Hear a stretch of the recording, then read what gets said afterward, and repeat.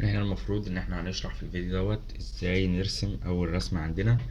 مفروض دي واول رسمة طبيعي جدا انها في ناس مش هتعرف تعملها وفي ناس هتاخد منها وقت طويل، يعني الرسمة دي تقريبا خدت مني ساعتين او 3 ساعات في اول مرة، وفي ناس خدت منها 4 ساعات عادي. فاحنا هنا الاول هنشرح ايه البيانات اللي معمولة على الرسمة دي. احنا عندنا هنا دايرة كبيرة خالص، مفروض من اول السنتر بتاعها لحد الدايرة دي في سهم معمول عليه 94 دي اي اي اللي هو اختصار ديامتر، يعني الديامتر بتاع الدايرة دي ب94 ملي، يعني القطر بتاع الدايرة دي ب94 ملي. يبقى نصف القطر بتاعنا المفروض هيبقى 94 على 2، فهيبقى 47 ملي أو 4.7 سنتي. وعندنا برضو في دايرة أصغر منها بس مفيش أسهم جواها، بس هنا في خط كده وهنا الخط ده اللي هو السهم ده مكتوب 74 ملي، يعني برضو القطر بتاعها ب74 ملي أو نصف القطر بتاعها ب37 ملي، يعني 3.7 سنتي.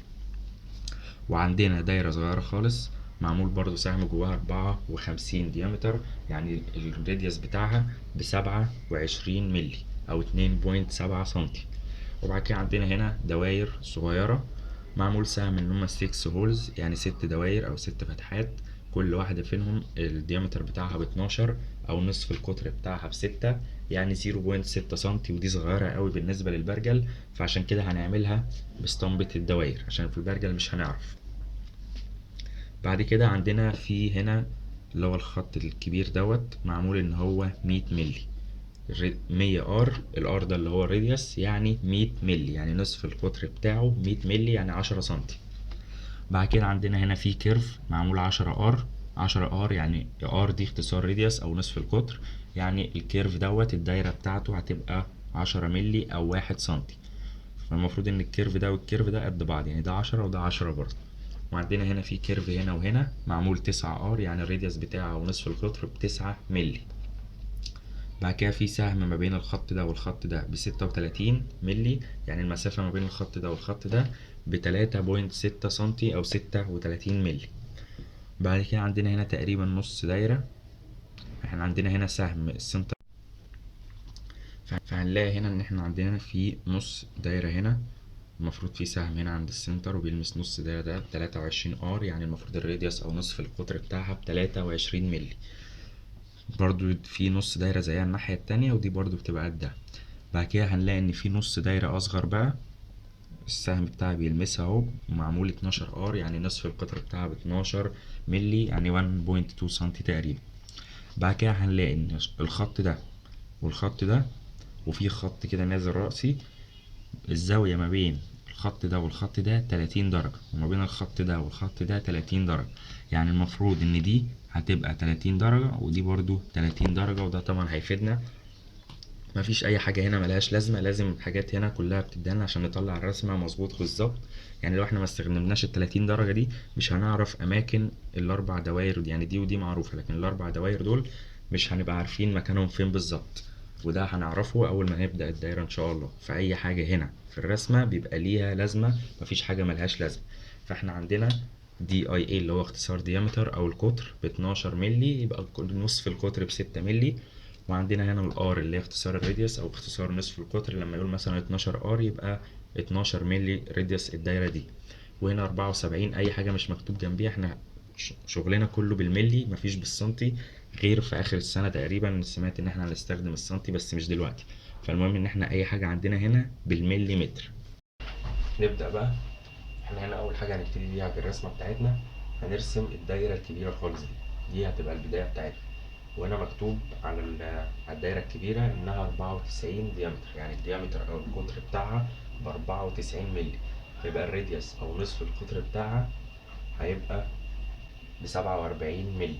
في 47 ملي ده يعني 4.7 سنتي. فاحنا المفروض هيبقى معانا البرجل وادي المسطرة، وهنفتح البرجل على 94 سنتي، 4.7 سنتي. بعد كده هنرسم، واهم حاجة نتأكد ان البرجل مش هيفتح مننا. دي كده الدايرة الكبيرة خالص اللي هي القطر بتاعها ب94 ملي. بعد كده في دايرة تانية جواها مكتوب ان القطر بتاعها هو هنا مش مكتوب من جوه بس معمول سهم هنا بره خالص اللي هي 74 مللي، يعني القطر بتاعها ب74 مللي، يبقى نصف القطر بتاعها ب37 مللي يعني 3.7 سنتي من نفس السنتر اللي احنا بدأنا منه، بس هنفتح البرجل على 3.7 مللي ومن نفس السنتر. طبعا انا هنا برسم بقلم تقيل، المفروض بنرسم احنا بقلم خفيف عشان لو عايزين نمسح اللي هو بيبقى 0.5 اتش بي، لكن انا هنا عامل تقيل عشان يبان في الفيديو. فاحنا هنا عملنا الدايره الكبيره خالص وادي الدايره اللي جواها، في دايره برضو اصغر منها من نفس السنتر والديامتر بتاعها ب54، يعني نصف القطر بتاعها ب27 يعني 2.7 سنتي. برضو هفتح البرجل على 2.7 ومن نفس السنتر برضو. ادي كده التلات دواير اللي هما موجودين، الدايرة الكبيرة خالص اللي هي 94 ديامتر، الدايرة اللي جواها 74 ديامتر، الدايرة اللي جوا خالص اللي هي 54 ديامتر. بعد كده في ست دواير جوه، المفروض ان كل واحدة الديامتر بتاعها ب12، يعني نصف القطر بتاعها ب0.6 سنتي. طبعا ده صغير قوي، لو عملناه بالبرجل يا اما مش هنعرف يا اما هيضايقنا او هيعمل غلط، فهنستخدم هنا اللي هي اسطمبة الدوائر. هو هنا عايز الديامتر بتاعها 12، فهندور على رقم 12 هنا، هنلاقي ان هي الصف التاني قبل الاخيرة، هي دي الدايرة اللي هو عايزها. بس المشكلة هنا احنا هنعملها فين بالظبط. احنا اول حاجة هنعمل خط رأسي، خط افقي وخط رأسي من عند السنتر زي ما هو عامل كده. فاحنا هنيجي هنا من عند السنتر وهنعمل خط افقي، بعد كده هنعمل خط رأسي. بعد كده عندنا في دايرة على اليمين ودايرة على الشمال بالظبط، يعني على الخط الأفقي ده في دايرة المفروض هنا وفي دايرة المفروض هنا. فاحنا هنجيب اسطمبة الدوائر هنحطها هنا بالظبط.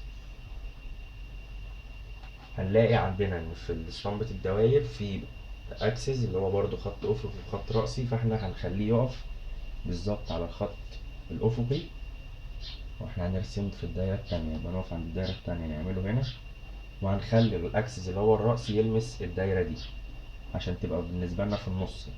فهنروح عاملين ادي كده اول دايرة، بعد كده هنروح الناحية التانية برضو الخطين اللي هنا دول هنوقفهم على الأفقي، والرأسي هنخليه يقف على الدايرة.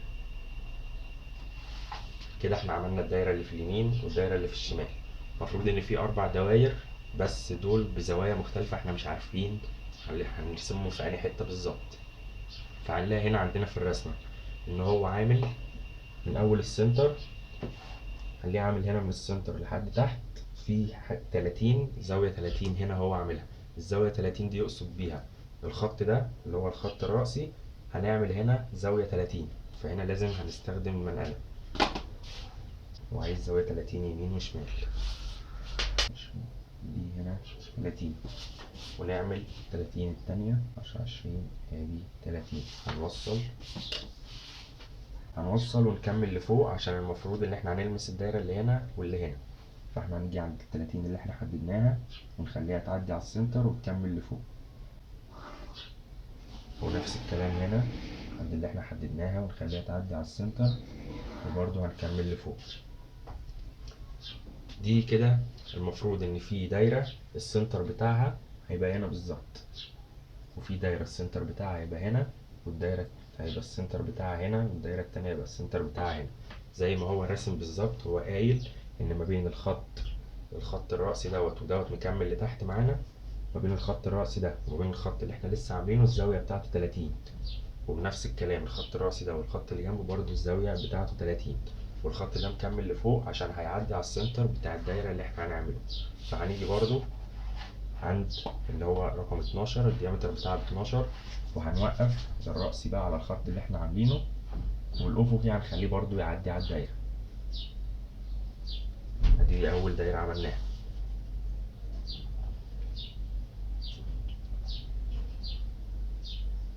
ادي التانية.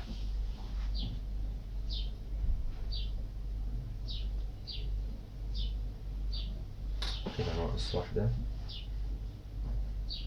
ونخلي الرأسي يقف على الخط اللي احنا عاملينه بزاوية 30، ونخلي الأفقي يلمس الدايرة بتاعتنا.